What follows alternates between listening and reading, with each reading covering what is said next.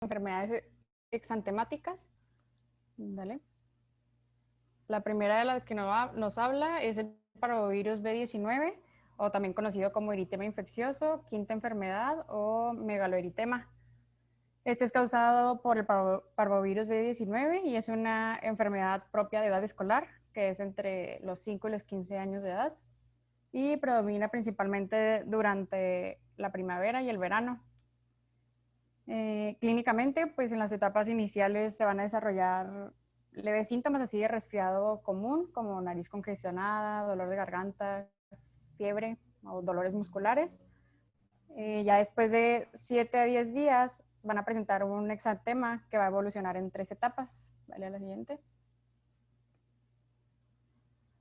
La primera, que es la de fase inicial, o también conocida como del bofetón, pues aquí se va a encontrar eritema pues en ambas mejillas y va a ser de aparición brusca.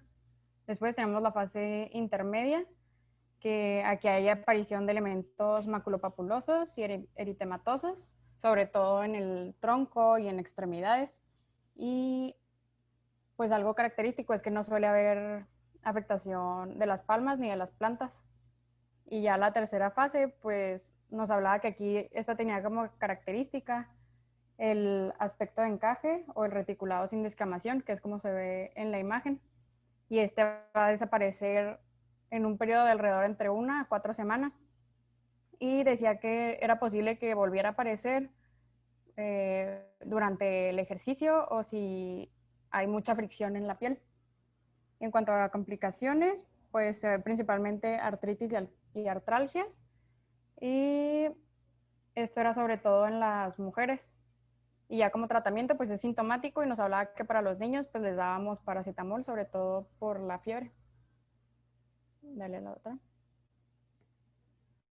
Ya después tenemos la varicela, que esta pues es ocasionada por el virus de varicela zoster. Su periodo de máxima contagiosidad pues va a ser entre las 24 y 48 horas antes de que aparezca pues como tal el exantema, y esto va a ser hasta que todas las lesiones ya estén en una fase de costra. Principalmente va a ser por vía respiratoria, aunque también lo puede hacer mediante material vesicular. En cuanto a la clínica, pues tiene una incubación de 10 a 21 días. Va a aparecer fiebre, tos, rinorrea, y esto es durante 2 a 4 días. Ya después comienza el exantema y se va a caracterizar por ser pruriginoso y también polimorfo. Entonces vamos a encontrar lesiones como máculas, pápulas, vesículas, pústulas y costras. Y aquí se le conoce como el exantema es de tipo cielo estrellado. Va a tener una evolución centrífuga y puede llegar a afectar mucosas, aunque eso ya es en un caso más grave. Y normalmente, pues no, o sea, estas lesiones no van a dejar cicatrices. Dale a la otra. En cuanto a complicaciones, pues tenemos a la sobreinfección bacteriana, que esta es la más frecuente de las complicaciones, y es sobre todo por Streptococcus pyogenes y por Staphylococcus aureus. También se encuentra la neumonía, que esta no es tan común en niños, es más bien en los adultos, y puede ser tanto bacteriana como vírica. Y pues esta se sospecha cuando el paciente, además de todas las lesiones de la piel, pues también tiene tos, taquimea y fiebre durante el segundo al quinto día, perdón. Y ya en cuanto a neurológicas, pues está la ataxia cerebelosa. En cuanto a la profilaxis y tratamiento, pues nos hablaba de la inmunoglobulina antivaricela zoster, que esta es en las primeras 72 horas después de la exposición, y sobre todo está indicado en inmunodeprimidos o en personas que no están vacunadas. Ya como profilaxis, pues también está la vacuna, que es de virus vivos atenuados, pues de varicela zoster, y está indicada pues en niños mayores de 12 meses. Y ya pues el tratamiento es sintomático, y si llega a presentar el paciente un prurito intenso, pues se le puede llegar a dar algún antihistamínico o algún antiséptico. Dale a la otra. En cuanto a la escarlatina, pues es ocasionada por Streptococcus pyogenes y pues afecta igual a escolares de entre 5 y 15 años de edad. suele ser más habitual en el final del invierno y al principio de la primavera. Y la contagiosidad es máxima durante la fase aguda y puede perdurar hasta 24 horas después de haber iniciado el tratamiento con antibiótico. En la clínica pues se va a caracterizar por una incubación de 1 a 7 días. Dale a la otra. Y va a presentar pues un inicio brusco de fiebre alta, cefalea, escalofríos, vómitos y malestar general. Ya en cuanto a la exploración orofaringea, durante los primeros días pues vamos a ver la lengua recubierta de una capa blanquecina, que es, bueno, es lo que se conoce como lengua en fresa blanca o saburral.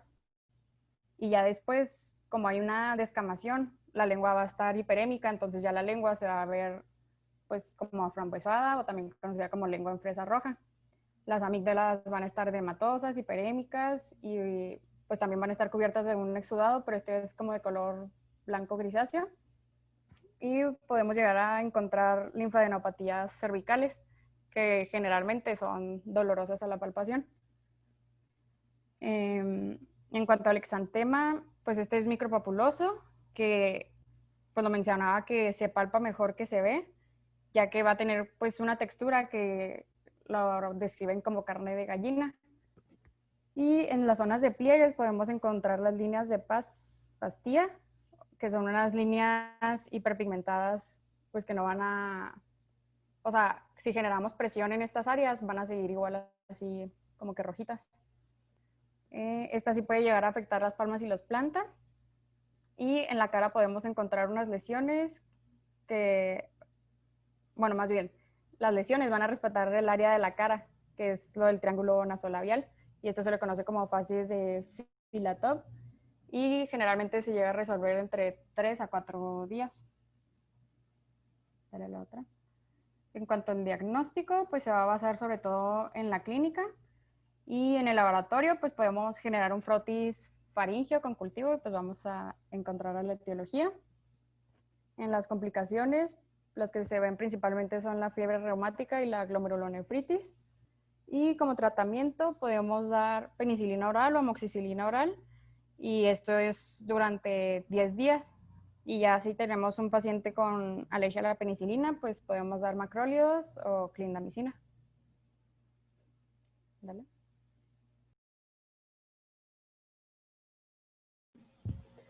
Bueno, continuando con el sarampión, vamos a ver que esta es una enfermedad que se creía que estaba erradicada, pero pues a raíz de que surgen las personas que son antivacunas o aquellas personas que no tienen su esquema de vacunación completo, pues es una infección que va a resurgir. Ay, perdón. Y bueno, se mencionaba que actualmente hay muchos casos en lo que es pues todo el mundo. Sin embargo, llama la atención que aquí en México van en aumento. Supongo que han visto las noticias y pues saben.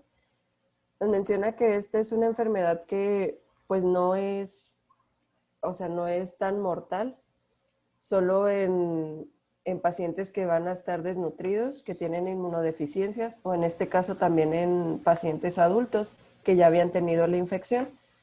En el caso de las complicaciones nos menciona que pues van a ser raras, pero se pueden dar en el 40% de los casos. Y esto también puede ser una predicción a alta mortalidad, más que por la infección como tal, es por las complicaciones. ¿Cómo se llama? Se va a transmitir por gotitas respiratorias y por fomites. Nos mencionaba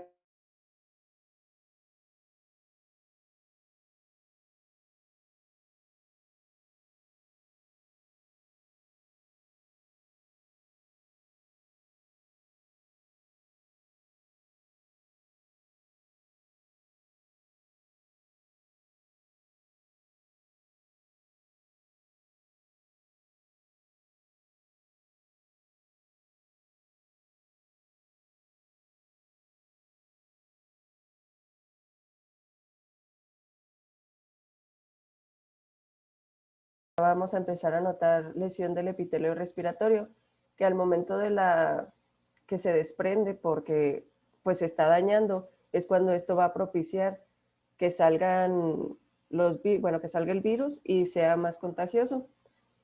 Y luego nos mencionaba la supresión inmunitaria, que aquí es cuando el huésped se encuentra bajo en células, tanto linfocitos como pues otras. Entonces es cuando más se va a expresar la infección. El cuadro clínico lo vamos a dividir en 4 etapas. La primera es la fase inicial, que aquí es el periodo de incubación, el cual va a durar de 7 a 21 días. Y por lo regular es asintomático. Luego sigue la fase prodrómica, que aquí van a ser síntomas generales, como lo es fiebre, cuerpo cortado, tos, incluso va a simular como un resfriado.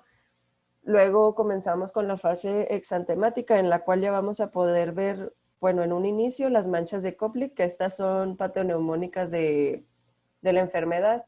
Son unas manchas que van a estar en el centro blanco y el borde va a ser eritematoso y se van a encontrar en la mucosa oral.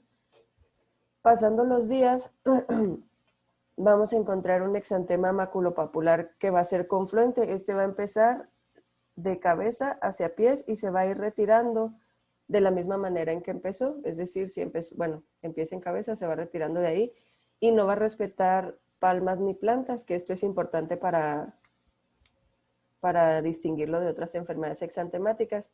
Y por último, es la fase de recuperación. Aquí el sistema inmune pues vuelve a recuperarse, se erradica el proceso infeccioso como tal y nos mencionaba que pues aquí ya la complicación en el 70% de los casos va a ser inexistente.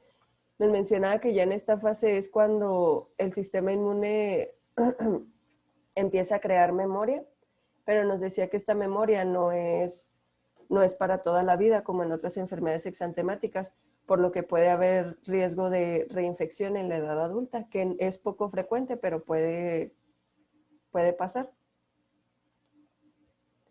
Y ya separándolo por síntomas más comunes, nos mencionaba que aquí lo más importante va a ser la fiebre, que puede alcanzar hasta los 40 grados centígrados dentro de los días 4 y 5, después del periodo de incubación.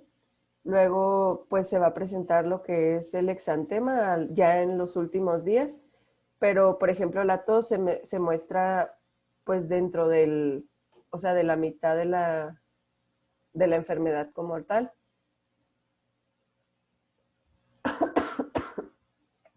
Bueno, y en cuanto a complicaciones, la principal va a ser la neumonía. Esta va a ser la principal causa de muerte por sarampión. Y pues aquí se da bueno, puede ser principal directa por el virus que causó la enfermedad, o puede ser secundaria a otros virus. En este caso podrían ser el adenovirus, virus del herpes simple, o incluso bacterias como el estafilococo aureus o neumococo. Otra de las complicaciones, que es la que más se ve, sería la otitis media aguda, que aquí las secuelas más importantes pues sería la hipoacusia o la pérdida de la audición. También podemos tener laringotraqueobronquitis, incluso diarrea, estomatitis, y pues ya en causas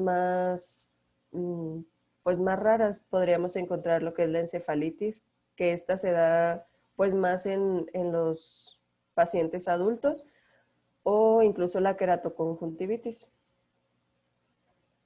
En cuanto a diagnóstico, no tenemos estudios paraclínicos, es solamente con la clínica, pero nos podemos ayudar del PCR, que en este caso es muy importante realizarlo para confirmar la enfermedad por fines estadísticos. Como es una enfermedad que está resurgiendo, es importante saber cuántos casos se están dando. Y el tratamiento nos mencionaba que es sintomático, aquí pues paracetamol para la fiebre, para molestias, entre otros. También nos mencionaba que se ha visto que la vitamina A ayuda a los pacientes porque se ve que hay mayor complicación en los niños que tienen deficiencia de vitamina A. También se les pide que usen el cubrebocas N95 para evitar esparcir más la infección. Y ya el tratamiento específico pues va a depender de la complicación que tenga el paciente y pues prevenir contagios con lo mismo del cubrebocas, aislamiento del paciente y pues como prevención estaría la vacuna. Hablando de rubiola, tenemos que también se le conoce como sarampión alemán o de los 3 días. Este va a ser causado por un virus ARN que es de la familia Togaviridae. Nos menciona que el contagio también va a ser por gotitas respiratorias y este va a ser infeccioso 7 días antes de que tenga manifestaciones clínicas hasta 7 días después de que se quiten.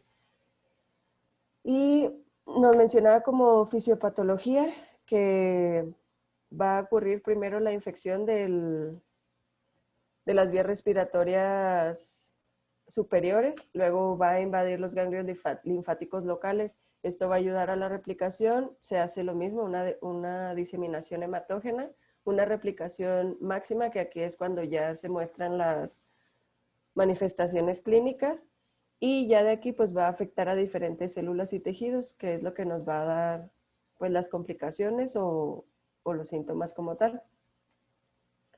También lo vamos a dividir por etapas. La primera es la de incubación, dura de 14 a 21 días, e igual que pues la mayoría va a ser asintomático. Ya en la fase del pródromo nos mencionaba que esta va a ser 1 o 2 días después de, bueno, que va a durar de 1 a 2 días y comienza como un cuadro catarral leve, que aquí vamos a poder encontrar signos inespecíficos como es conjuntivitis, fiebre moderada, incluso nos mencionaban las manchas de Forst-Scheimer, que pues aquí o sea, no hay que confundirlas con las del sarampión, que incluso no tienen mucho parecido, pero por la ubicación podríamos pensar. Y también nos mencionaba que lo característico del de esta enfermedad va a ser que vamos a encontrar nódulos retroauriculares que van a ser muy dolorosos, y también podemos encontrarlos ya sea los cervicales posteriores o los posoccipitales. Y ya en la fase exantemática nos mencionaba que este va a ser un exantema confluente, pero es generalizado y va a respetar palmas y plantas. En cuanto a complicaciones, tenemos que la artritis se va a dar principalmente en mujeres o niñas pospúberes y va a afectar principalmente las articulaciones pequeñas, en este caso las de las manos. También se puede presentar encefalitis o púrpura trombocitopénica. El diagnóstico igual, clínica y PCR para fines estadísticos. Vacunación, nos mencionaba que pues esta es la forma de prevención y que es importante realizarla en las mujeres embarazadas por el hecho de todas las malformaciones congénitas que puede presentar el producto, y el tratamiento sintomático, paracetamol.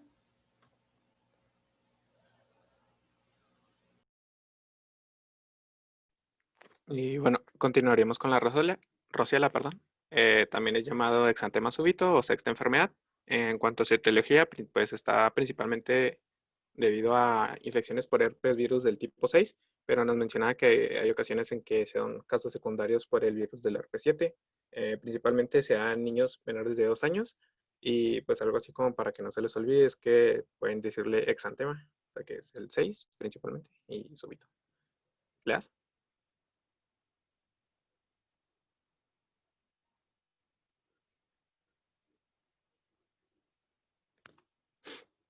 Eh, bueno, en cuanto a la enfermedad, tenemos en cuanto a la clínica, dos fases.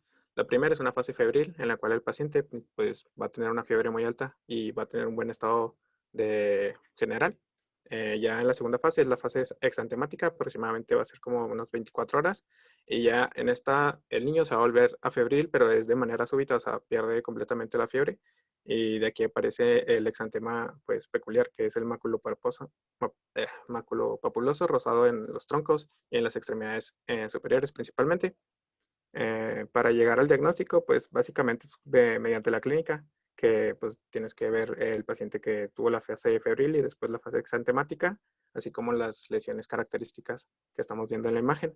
Y también podemos utilizar un hemograma que nos mencionaba que ya después de la fase exantemática, eh, después de las 48 horas como tal, va a mostrar el patrón vírico típico, que va a ser una leucopenia con una neutropenia absoluta, y esto pues, nos va a dar una linfocitosis relativa. En cuanto al tratamiento, pues básicamente es sintomático, paracetamol, bajar la fiebre, bañar al niño, y pues tratarlo en medidas generales básicamente. Dale la siguiente. ¿Qué pasó, amor? Amor, estoy ocupado. Amor, estoy ocupado. Es que vi una cosa en la tele y apareció. Espérame un momento.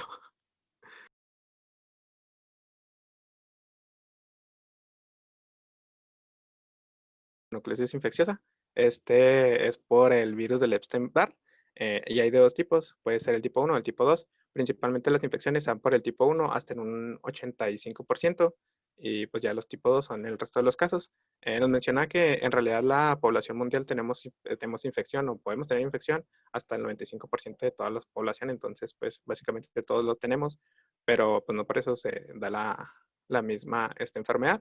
En cuanto a la transmisión del virus, en cuanto está en su fase vírica o que la podemos contagiar, se puede dar por secreciones orales o, en dado caso, por las relaciones sexuales. Principalmente las relaciones sexuales se dan los virus de Epstein-Barr de tipo 2. No te apures, amor, es el aire. En cuanto a la sintomatología, pues estos pacientes van a tener cansancio, malestar general, fiebre, así como un dolor de garganta y linfadenopatía generalizada, que nos mencionaba principalmente el preauricular, que era por donde iba a iniciar estos pacientes. Y pues también es llamado como fiebre glandular, que en estos pacientes pues se va a presentar una linfocitosis atípica. De hecho, cuando se hacen los estudios de laboratorio se ven pues completamente distintos. Y pues como ya sabemos, el virus del Epstein-Barr va a mantener una infección latente como la mayoría de los virus Epstein, de los virus de los herpes virus, perdón. Y pues lo que pasa es que en los pacientes que son inmunocomprometidos, puede que después de cierto tiempo o cuando estén realmente inmunocomprometidos, un paciente después se inmunocompromete, es cuando puede volver a producir una reinfección. ¿Le das? En cuanto a las manifestaciones clínicas, pues como ya les mencioné, en cuanto a la primera infección, esto principalmente en adolescentes y niños, se da la tirada clásica, que es una astenia, una faringitis y una linfadenopatía, principalmente pues generalizada. Nos mencionaba que también en los estudios de laboratorio se da una inversión transitoria en cuanto a la relación de los linfocitos, CD4 y CD8, que normalmente es 2-1, pero en estos casos, en estos pacientes, se da 1-2. Y pues nos mencionaba que, bueno, esto ya también lo hemos visto en diferentes materias, que el virus del Epstein-Barr está asociado a diferentes tipos de cáncer, como es el carcinoma nasofaringeo, así como también lo podemos asociar al linfoma de Burkitt, la enfermedad de Hodgkin, perdón, y el leomiosarcoma. Y pues en general, como las manifestaciones clínicas, nos mencionaba que el virus tiene una incubación de aproximadamente 30 a 50 días, y pues como ya les mencioné, los pacientes van a presentar malestar general, cansancio, así como una fiebre aguda, o que puede llegar también a ser prolongada, que esto pues se da en casos de mayor a una semana, así como cefaleas y dolor laringio, náuseas y mialgias. También en cuanto al pródromo de la enfermedad, o sea, si tuviste algún contacto o algo, es de 1 o 2 semanas, entonces pues hay que tomarlo también en cuenta. ¿Leas?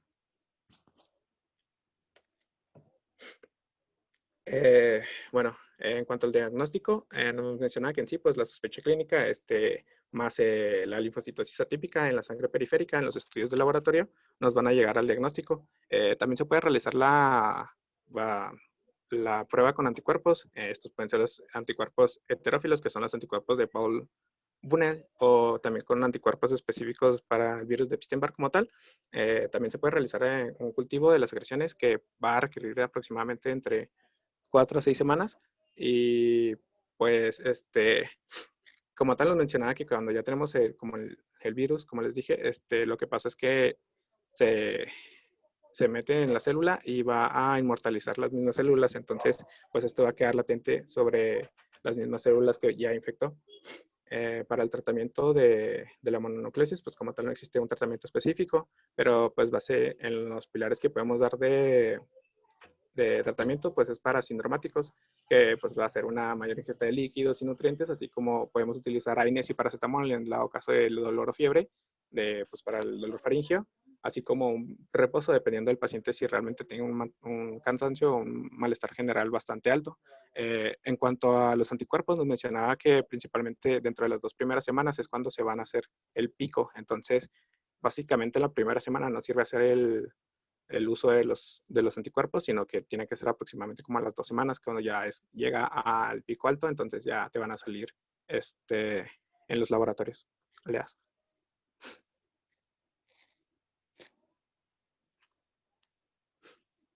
Y por último, pues tenemos la enfermedad de Kawasaki.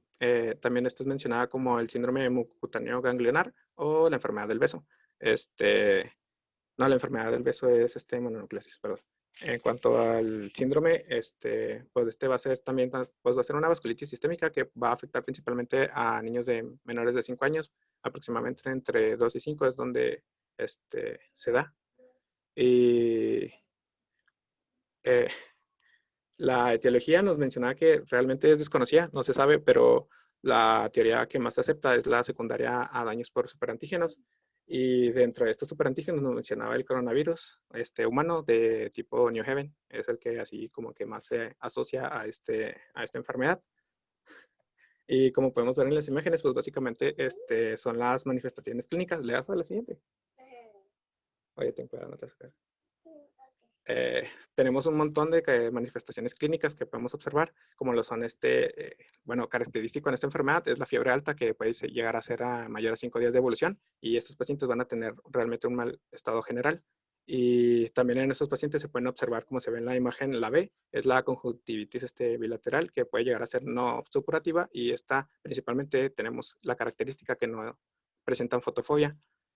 También estos pacientes van a como mantener, ya les dije, la adenopatía cervical, que va a ser pues de aproximadamente 1.5 centímetros o mayor, y en estos pacientes no va a ser dolorosa. En la imagen, la C, se pueden observar pues los labios que van a ser principalmente rojos, secos y agrietados, y pues ya en general en la imagen se ve el exantema, que puede ser polimorfo y también va a ser cambiante, o sea, el exantema como tal va a cambiar de fórmula, que puede llegar a ser maculopapular, morbiliforme o urticariforme, así como otros tipos.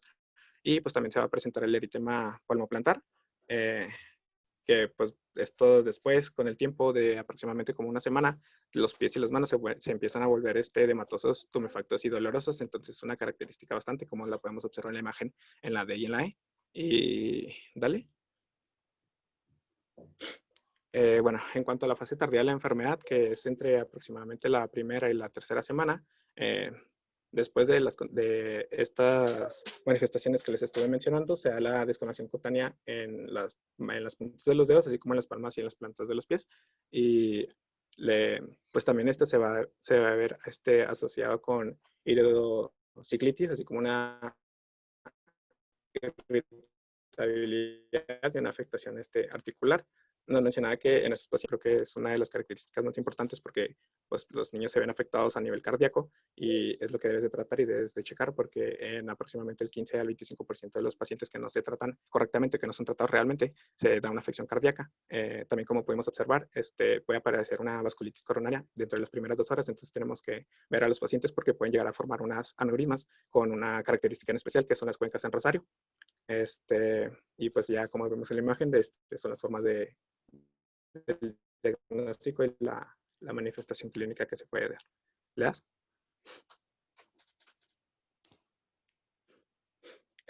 Bueno, en cuanto a los criterios, pues tenemos que se va a dar pues por los criterios diagnósticos para la enfermedad son clínicos básicamente, que en primera tiene que tener fiebre y después se tiene que presentar mínimo 4 de 5, que puede ser conjuntivitis bilateral no suprulenta, las alteraciones en la mucosa de la orofaringe, las alteraciones en las zonas de las extremidades, así como el exantema en los troncos o polimorfo que no es vesicular, y ya la linfadenopatía cervical unilateral, con que tenga 4 de 5, se cumple se tiene que cumplir la fiebre y se tiene que cumplir el C, que es que la enfermedad no se puede explicar por ninguna otra causa desconocida. Como sabemos, pues realmente es desconocido. Bueno, en cuanto para el diagnóstico también se pueden utilizar los laboratorios, que aproximadamente a la primera o la segunda semana se va a encontrar una leucocitosis, así como una anemia. También la proteína C reactiva y la velocidad de segmentación globular van a estar muy elevados, y estos se van a llegar a corregir aproximadamente a 6 a 10 semanas después que empiece la sintomatología de los pacientes. También podemos observar en estos pacientes una trombocitosis bastante elevada en una fase aguda, así como una proteinuria leve y una pleocitosis en el líquido cefalorraquídeo. Y nos mencionaba que a todo paciente que tenga esta enfermedad o que lleguemos al diagnóstico o que la tengamos como alguna alternativa, tenemos que hacer una ecocardiografía bidimensional para ver si no hay una afectación cardíaca como tal, para observar los aneurismas pues, en forma de rosario. Y ya como el tratamiento, nos mencionaba que se podían dar la globulina intravenosa, que pues esta nos va a ayudar para la desaparición de síntomas y pues para prevenir como tal los aneurismas, pero se tiene que dar antes de los 10 días y nos mencionaba que principalmente se tiene que dar dentro de los 7, o sea, si se da dentro de los primeros 7 días de la enfermedad, mucho mejor, porque realmente les va a funcionar. Y también se pueden dar los salicilatos, pues se tiene que mantener una dosis que va a ser antiagregante hasta que los pacientes bajen la trombocitosis, y de aquí se va a mantener hasta que, si en caso que existen los aneurismas, hasta que realmente desaparezcan. Nos menciona el libro que aproximadamente los aneurismas desaparecen como 1 o 2 años, entonces es un tratamiento bastante largo, es bastante a largo plazo, y pues también se pueden utilizar los corticoides de rescate en caso de que la gamma-globulina no haya sido efectiva. Y creo que eso es todo. Dale.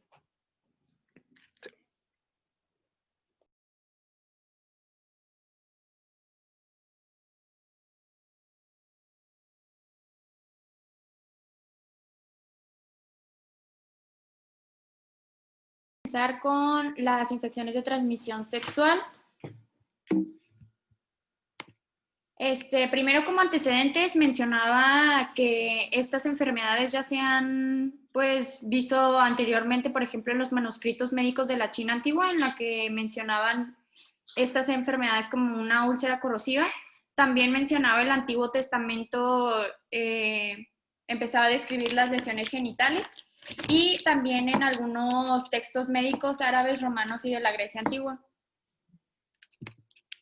En cuanto a los motivos de las lesiones genitales, pues pueden ser varios, entre ellos el traumatismo mecánico y químico, las neoplasias, los trastornos inmunológicos y el que a nosotros nos interesa en esta plática, que es el de origen infeccioso, que es, pues como tal, el término venéreo.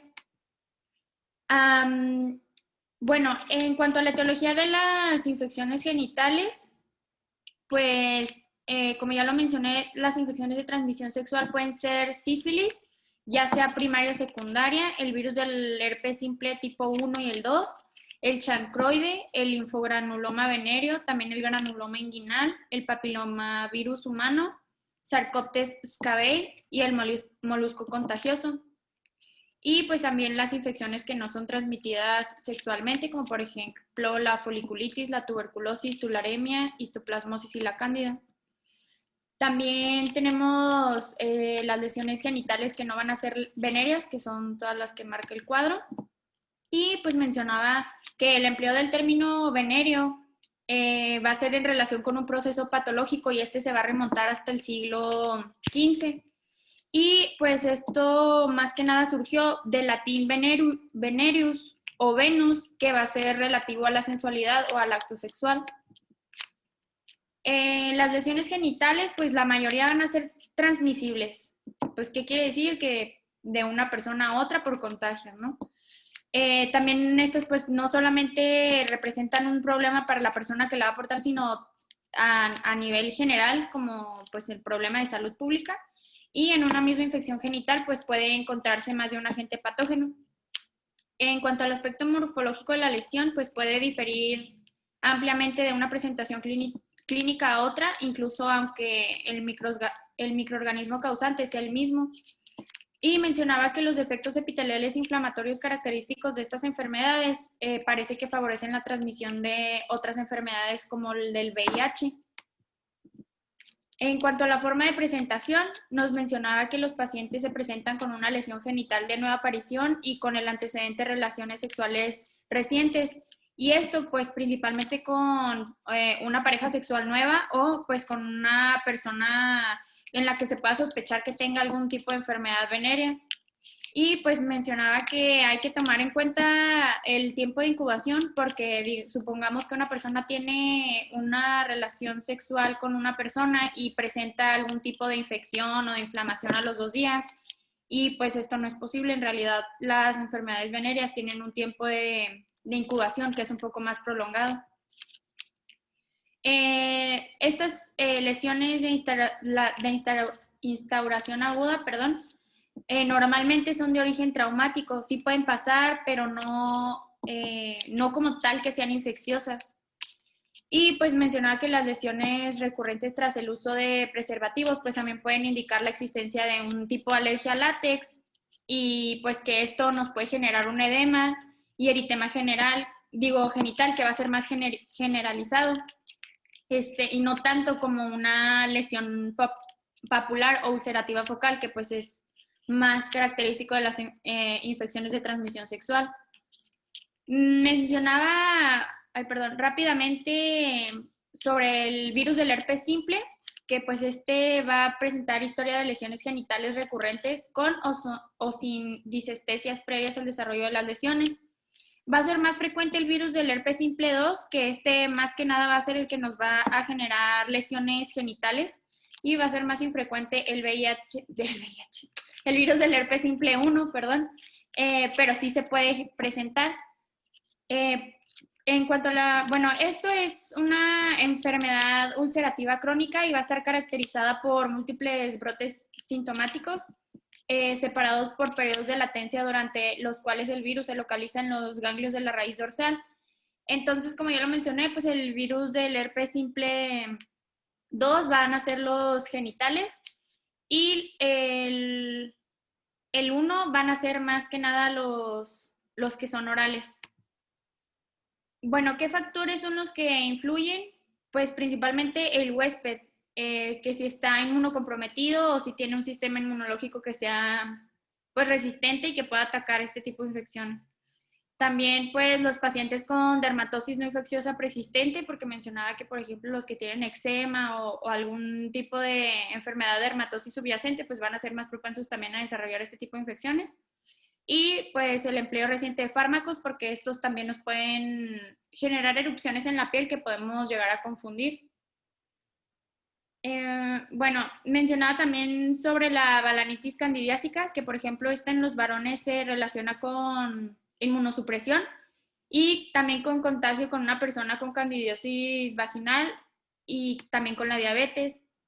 También se presenta la candidiasis vulvovaginal, que esta va a ser muchísimo más frecuente, y esta va a generar lesiones genitales focales y va a ser mucho más común también en pacientes que son inmunodeprimidas.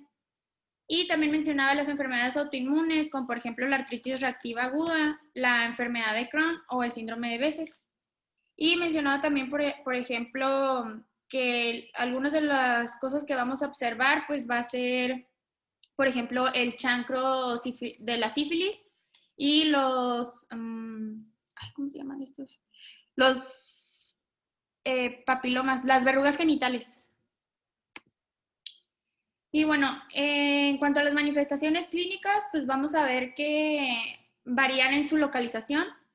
Por ejemplo, en los varones se localizan en el prepucio o por debajo de este, también alrededor del surco coronal, sobre el cuerpo del pene, en el escroto, en la región perianal, en la cara interna de los muslos y en el recto. Y en las mujeres, en la prominencia del pubis, en los labios, el frenillo de los labios pudendos, en el cérvix, la cara interna de los muslos, también en la región perianal y en cualquier parte de la vagina. Mencionaba que pues puede haber lesiones orolabiales, que estas pues también van a hacer signos de las enfermedades de transmisión sexual y no nada más el hecho de presentarlas a nivel genital. Mencionaba que una de las formas en las que se puede contagiar a nivel diferente al genital, pues puede ser, por ejemplo, con contacto genital oral y pues también por autoinoculación. Mencionaba sobre la espiroquetemia de la sífilis secundaria, que esta pues va a producir lesiones alejadas en los genitales. Y morfológicamente puede ser, desde una erupción papuloescamosa palmoplantar hasta un condiloma plano y otras lesiones de la mucosa. También vamos a tener que pues hay diferencia en cuanto al dolor, en cuanto a las disestesias y en los síntomas sistémicos. Normalmente las lesiones de la sífilis, el linfogranuloma venéreo, sarna, el molusco contagioso y el virus del papiloma humano van a ser lesiones indoloras, pero por ejemplo las lesiones herpéticas pues normalmente sí van a cursar con dolor y en ocasiones con disuria. Y pues el dolor u otras disestesias, incluido el prurito, pueden aparecer al desarrollo de una lesión que ya va a ser clínicamente reconocible y en particular durante los episodios de recurrencia de la enfermedad. Y va a haber otros síntomas que son los prodrómicos, que estos suelen ser más leves que los que aparecen ya durante el episodio principal y suelen ser muy característicos y con ellos pues podemos ya decirle al paciente que comience el tratamiento antiviral antes de la erupción del resto de las lesiones. Bueno, siguiendo con las morfologías de las lesiones, pues nos dice que la morfología de cierta forma nos puede ayudar para saber cuál es el agente etiológico, qué es lo que está causando. ¿Le da la que sigue? Empezando por las infecciones herpéticas, pues esta dice que se caracterizan porque comienzan con unas vesículas que después van a evolucionar a pústulas y por último se pueden llegar a transformar en úlceras superficiales con una base eritematosa. Siguiente. Y pues que es muy frecuente también pues en estas infecciones herpéticas ver que las lesiones sean múltiples y que también se puedan ver agrupadas y que algunas veces, al principio que algunas veces el paciente o el médico no detecta cuando empieza la infección, pero que ya cuando se detecta es cuando se observan las úlceras dolorosas. Y pues aquí estas úlceras ocurren por la confluencia que hay de las vesículas y por las pústulas que hay en evolución. Siguiente. En un brote primario de una infección herpética, las lesiones pueden tener un tamaño superior de 1 a 2 centímetros de diámetro.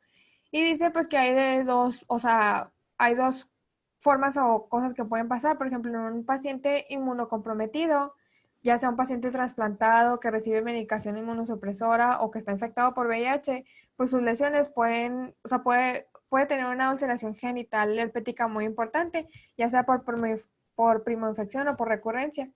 Y está el otro extremo, que es un paciente que en sí no presenta síntomas ni tiene algún brote de la infección herpética, por lo mismo que tiene síntomas muy leves o incluso no llega a presentar síntomas. Siguiente.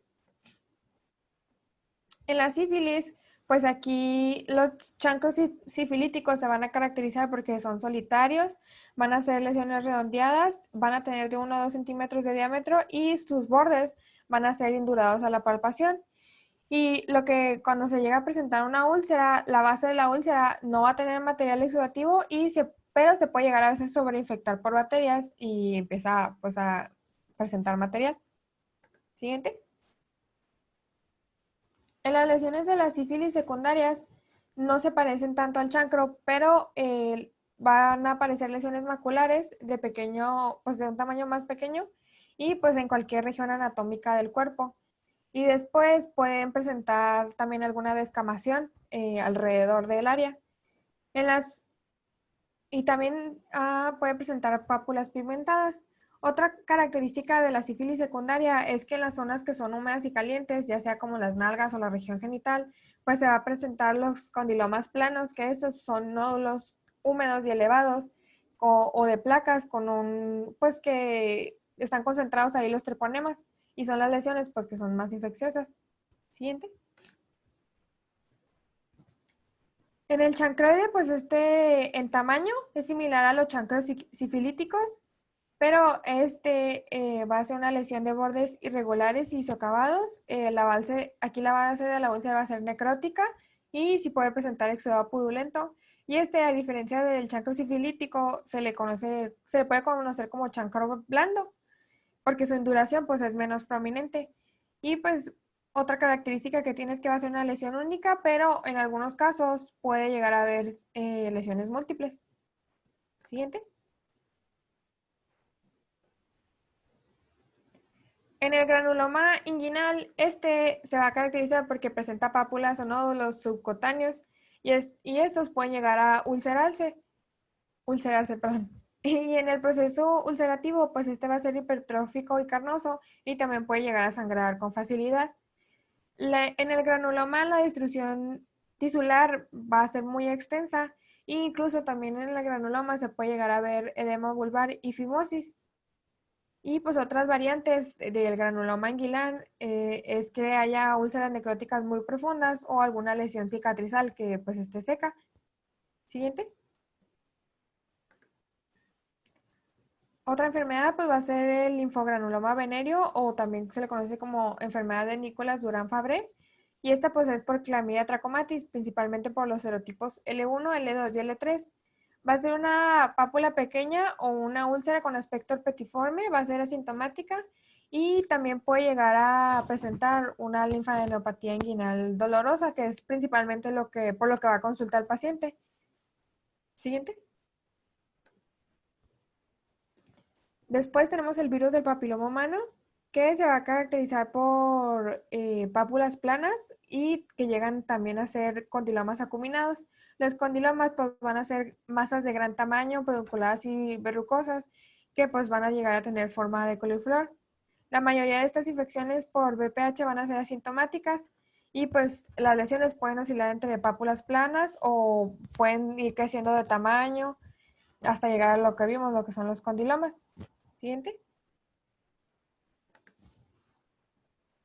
Después tenemos en el virus del papiloma humano, pero ya hablando de los virus con potencial o congénico, como es el 16, el 18 y el 31 y el 33. Estos pueden llegar a afectar lo que son mucosas húmedas como el ectocervis o pueden llegar a tener potencial oncogénico en el epitelio queratinizado propio de los genitales externos. Se le conoce cuando hay cambios citológicos displásicos que son inducidos por este virus, por el virus del papiloma, se le conoce como neoplasia epitelial escamosa y puede llegar a ser benigna o maligna. Y pues el carcinoma de las células escamosas puede afectar lo que es cervix, vagina, vulva, pene o ano y pues se origina por una infección previa por el virus del papiloma humano. ¿Le das otra, por favor? ¿Otra? ¿Otra? Ok. El carcinoma in situ que puede llegar a ocurrir asociado a la infección del epitelio queratinizado por el virus del papiloma humano se puede llegar a manifestar como una papilosis bowenoide, que son lesiones papilares múltiples, o como una enfermedad de Bowen, que aquí va a ser más bien una placa única, o como una eritroplasia de Keyrat, que va a ser una afectación del glande del pene. Siguiente. En el molusco contagioso, aquí es generado por la familia Poxvirus. Y aquí pues las lesiones van a ser benignas y similar a verrugas. Van a ser muy pequeñas y con un diámetro de 3 a 5 milímetros. Pueden llegar a ser múltiples y dice que casi no se nota, pero que la verruga que se llega a ver va a ser de color perla y con un centro umbilicado y que el contagio puede ser ya sea por origen venéreo o por contacto no sexual en el caso de los niños. Siguiente.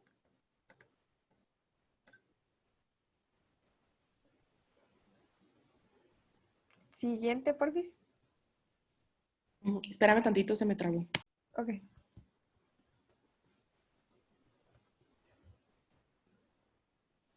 Ok. Otra va a ser la parasitación por Sarcoptes scabei, que aquí dice que las lesiones van a oscilar entre pápulas y nódulos y pues van a presentar una costra alrededor, pero que estas lesiones pueden llegar a sufrir modificaciones o presentar incluso cicatrices por escoraciones o por liquenificación. Siguiente. Bueno, y ya hablando de la duración de cada una de estas lesiones, pues tenemos que las úlceras, ya sea por infección herpética no tratada, tienden a resolverse en 3 semanas cuando es una primoinfección y cuando es recurrencia tienden a resolverse a los 5 a 12 días. Y las lesiones herpéticas que duran más de 3 a 4 semanas se debe descartar una inmunosupresión. En los chancros sifilíticos y en los condilomas planos, que sin tratamiento se resuelven en 3 a 12 semanas. Y las lesiones de chancroide y donovanosis sin tratamiento, estas, a diferencia de las demás, van a ser lentamente destructivas y sí tienden a dejar cicatriz. Y las lesiones producidas por un molusco contagioso o por virus del papiloma humano, dice que estas van a estar sin alteraciones por un tiempo prolongado, pero que hay otros casos donde hay periodos breves donde se manifiesta la enfermedad y se ve clínicamente con unas etapas de resolución. Siguiente. Bueno, ya hablando un poco de epidemiología, pues la causa más común de úlceras genitales a nivel mundial va a ser el virus del herpes simple 2. Y pues dice que en epidemiología no es tan fácil detectar pues cuál es más característica en los lugares, porque en cada lugar pues hay diferentes métodos de detección de las enfermedades. ¿Le das otra, porfis? Entonces, tenemos primero el ejemplo del chancroide, que esta dice que se van a observar en brotes focales en las ciudades.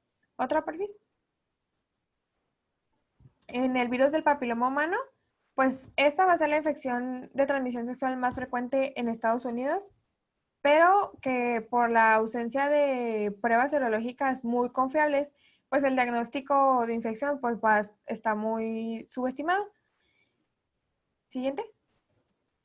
De la sífilis, pues dice que más o menos en la década de los 90 la incidencia de esta enfermedad fue disminuyendo mucho, que pues incluso se quería lograr erradicarla, pero que actualmente en Estados Unidos se han reportado brotes de sífilis en los estadios iniciales y que en Europa también ha aumentado mucho la incidencia de sífilis.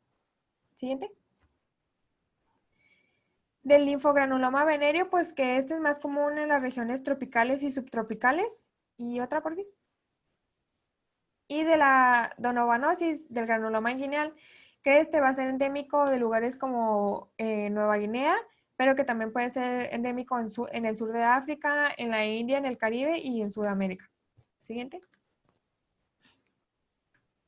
Y ya hablando de las lesiones genitales en los pacientes que están infectados por VIH, pues estos, como ya sabemos, dice que en general las lesiones tienden a parecerse mucho a una persona pues sin la infección por VIH, pero que llega a ser más peligrosa o más grave en individuos con una inmunosupresión muy profunda y pues que va a ser una enfermedad más importante y prolongada.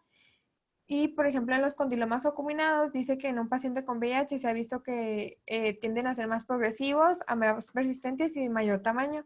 En el molusco contagioso también que las lesiones se ha visto que son más grandes.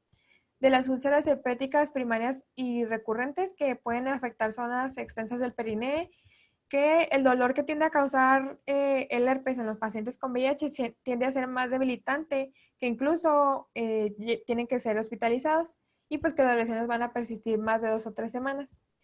Y el sífilis, que en un paciente con VIH pueden llegar a presentar chancros múltiples y que las formas de presentación pues van a ser más agresivas. Siguiente.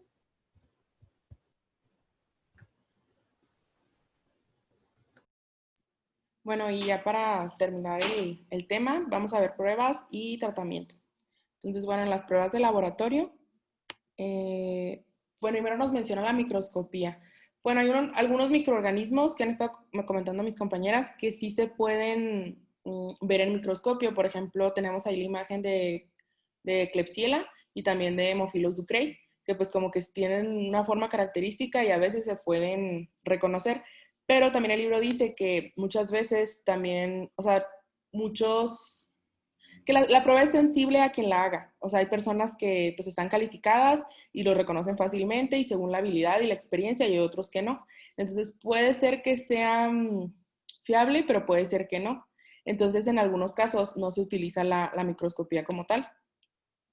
Y por ejemplo en las pruebas serológicas, estas dice que generalmente son las que se utilizan para la detección de pues todo este tipo de enfermedades. Y pues obviamente dice que se pueden hacer como que 2 fases o 2 pruebas. Una de detección selectiva, que va a identificar los anticuerpos séricos que van a estar dirigidos contra, por ejemplo, en este caso, los anticuerpos del treponema. Y entonces nos pone ahí varios ejemplos, que son la RPR, la BDRL y la USR.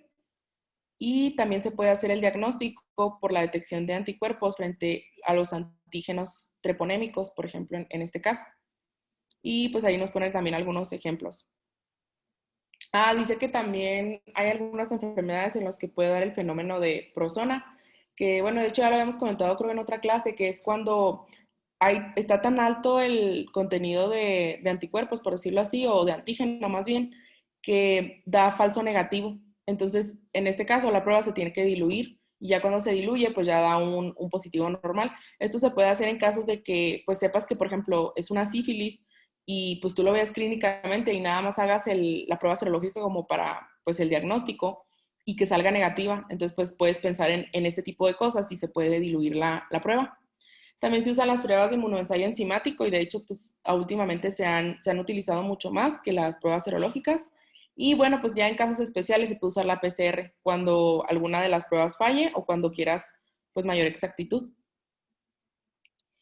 Y bueno, del tratamiento en sí, pues nos venían diferentes tipos de tratamientos. Por ejemplo, el del herpes genital se puede dividir en primoinfección o en recurrencias y pues generalmente se da aciclovir, valaciclovir o fafaciclovir, dependiendo.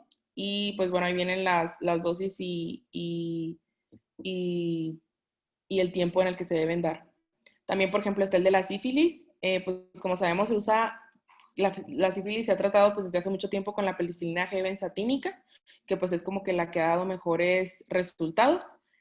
Entonces se pueden poner 2.4 millones de unidades intramusculares. Y bueno, los pacientes alérgicos a la a la penicilina, perdón, se le puede dar doxiciclina o tetraciclina. Y bueno, ese es en el caso de primaria, secundaria o que esté latente, en menos de un año de evolución. Pero si la sífilis es latente, tardía más de un año de evolución o de una duración desconocida, pues que no se sabe exactamente, se puede dar la penicilina G benzatínica, pero con mayor dosis, 7.2 millones de unidades en 3 dosis, de 2.4 como la que vimos arriba. Y bueno, también en los pacientes alérgicos se puede dar la doxiciclina o la tetraciclina según las dosis. Y bueno, ya si tienen neurosífilis, sífilis congénita o hay mujeres embarazadas, bueno, pues se puede dar la benzatínica o eritromicina.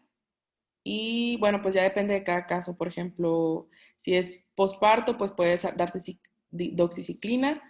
Y pues sí, o sea, depende si es sífilis congénita o si es en parto con mujeres que tuvieron un parto.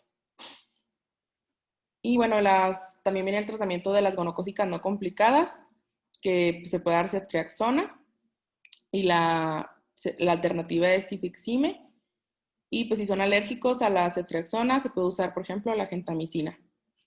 Si hay conjuntivitis en adultos y jóvenes, pues la ceftriaxona, y la gonocócica durante el embarazo, pues también se puede dar ceftriaxona o espectinomicina, y pues ya dependiendo de la dosis. Y por ejemplo, en la clamidia, pues se puede dar la citromicina, la doxiciclina, o como una alternativa, la eritromicina, la leofloxacino o el ofloxacino. Y durante el embarazo, pues se recomienda la citromicina. Y bueno, eso sería todo.